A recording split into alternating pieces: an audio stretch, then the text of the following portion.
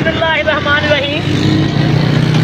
प्यारे भाई और बहनों, अस्सलाम वालेकुम वरहमतुल्लाहि वबरकातुहू। उम्मीद है कि आप सब खैरियत से होंगे।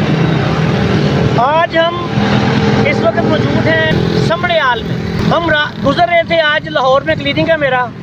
हर इतवार को सुबह 10 बजे से लेकर शाम 4 बजे तक मैं मकतब कमाली रहमान सिटी फेज 6 नज़र रचना टाउन बिलमुकाबल Nasir hospital GT road Shahdara Lahore में प्रैक्टिस करता हूँ।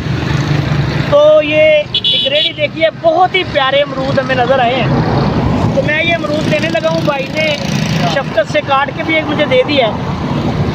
तो मैंने सोचा कि आपको भी इसका एक दो बहुत ही अहम फ़ायदा जो है बयान कर दूँ। अमरूद जो है ये एक बहुत बड़ी, जिस तरह एक फल है इसी तरह एक बहुत बड़ी दवा भी है।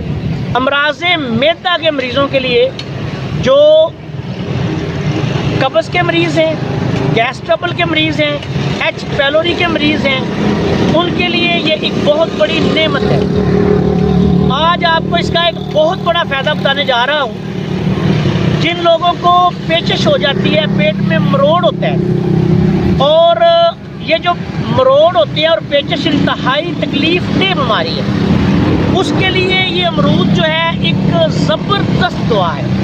इस्तेमाल का तरीका ये है कि इसको आपने काट के, कोई इस पर नमक नहीं डालना, कोई और चीज़ नहीं डालनी। एक प्लेट मरीज़ को जिसको मरोड़ पड़ रहे हो, पेचिश हो, एक प्लेट अमरूद की खिला दें।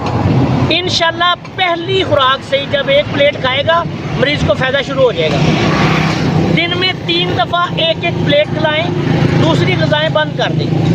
1-2 दिन में मरोड़ पेचिश से यकीनी तौर पे अल्लाह के फजल व करम से शिफा हो जाएगी। दूसरा फ़ायदा ये इसका है कि अगर किसी को कब्ज़ है, कॉन्स्टिपेशन एक बहुत बड़ा मसला होता है, तो मरीज़ को अमरूद ज़्यादा से ज़्यादा खिलाएँ। इंशाअल्लाह ताला कब्ज़ का भी मुकम्मल ख़ात्मा हो जाएगा। इसके अलावा ये एक बहुत ही अच्छी खुराक भी है।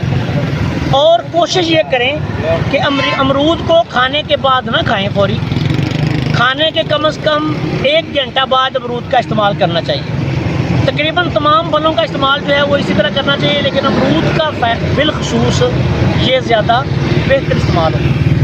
वो आखिर में इस दुआ के साथ कि अल्लाह ताला आप सबको शिफाए कामला अता फरमाए। जो दुखी हैं, जो बीमार हैं, उनके तमाम दुख दूर करे। जो तंदुरुस्त है, अल्लाह ताला उनको हमेशा के लिए तंदुरुस्त रखे। आपसे इजाज़त चाहता हूँ। अस्सलाम वालेकुम वरहमतुल्लाहि वबरकातुहू।